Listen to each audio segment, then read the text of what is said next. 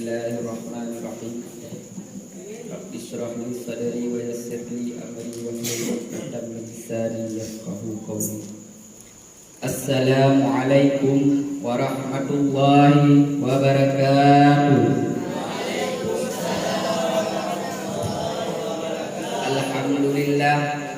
Alhamdulillahilladzi hadana li hadza wa ma kunna linahtadiya laula an hadanallah. Asyhadu an la ilaha illallah wa asyhadu anna Muhammadan abduhu wa rasuluh. Qala Allah ta'ala fil Qur'anil Karim wa huwa asdaqul qailin. A'udzu billahi minasy syaithanir rajim. Bismillahirrahmanirrahim. Kalla innal insana la yatgha ar-ra'ahu istaghna. Inna ila rabbika ruj'an. Sadaqallahul azim. Buat langkah yang pertama, marilah sama-sama kita memuja dan memuji Allah Subhanahu wa taala, yang mana oleh Allah yang telah memberikan kita beribu-ribu nikmat. Di antaranya itu adalah nikmat iman dan nikmat Islam. Selawat bertangkaikan salam, marilah sama-sama kita sajikan kepangkuan Nabi besar Muhammad sallallahu alaihi wasallam, yang mana oleh beliau yang telah membawa kita dari alam jahiliyah hingga alam Islamiyah, dari alam kebodohan hingga alam penuh ilmu pengetahuan seperti yang kita rasakan pada malam yang berbahagia ini.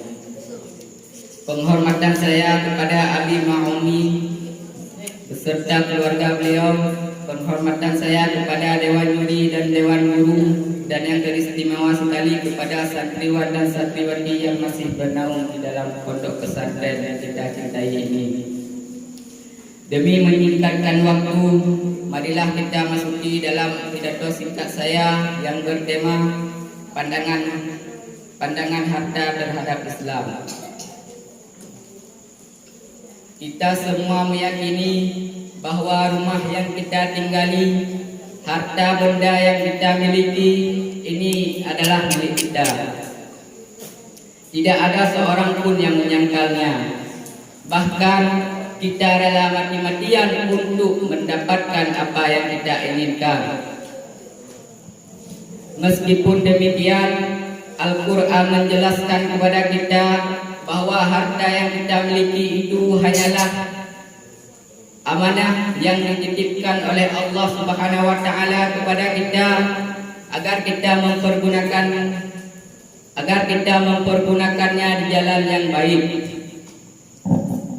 dan menerapkan perintah Allah di dalamnya, seperti bersedekah, menyantuni anak yatim, menyantuni fakir miskin, dan lain sebagainya.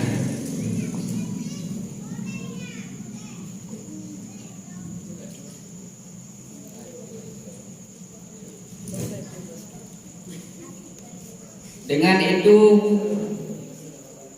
Islam menerangkan pada kita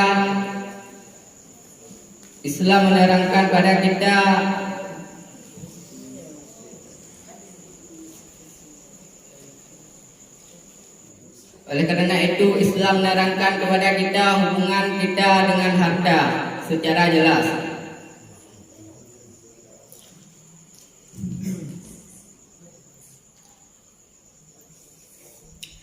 Maka memiliki harta itu tidaklah kita kira harta itu adalah milik kita secara mutlak, melainkan harta itu adalah amanah yang dititipkan Allah kepada kita. Maka pemilik harta yang tidak menganggap harta itu adalah haknya Allah, maka ia tidak akan sesekali memberi rasa harta yang dia miliki itu kepada semua orang. Dan lemahnya rasa persiapan untuk menghadap kepadanya. Allah Subhanahu wa taala berfirman, "Kalla innal insana la yatgha ar-ra'ahu istaghna inna ila rabbika dulu ya. Ketahuilah hai manusia bahwa engkau benar-benar dalam kelalaian.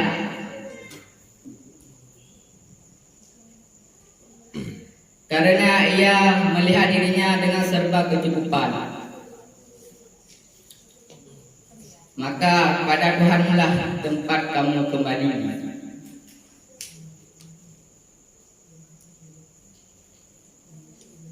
Oleh karena itu, Islam mengajari kita bahwa harta itu untuk kita pergunakan untuk menolong sesama Islam,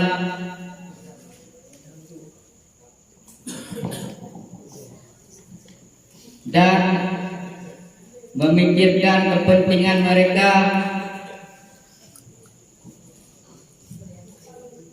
dan mengharamkan mempergunakan harta untuk memperbudakkan manusia dan untuk menimbunnya karena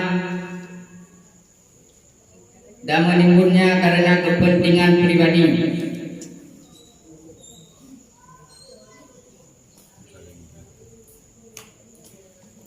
Islam menyatakan bahwa ada beberapa hal yang harus kita ketahui dalam menghadapi harta.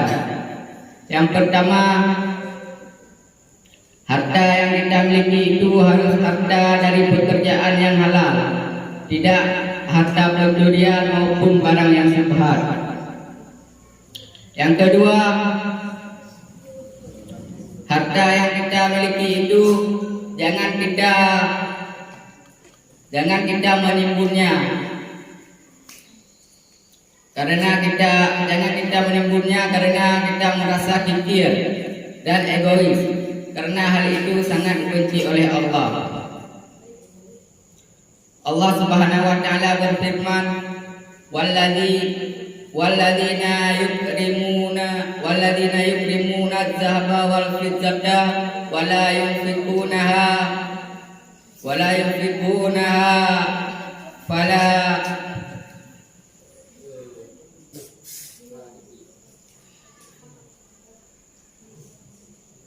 yang artinya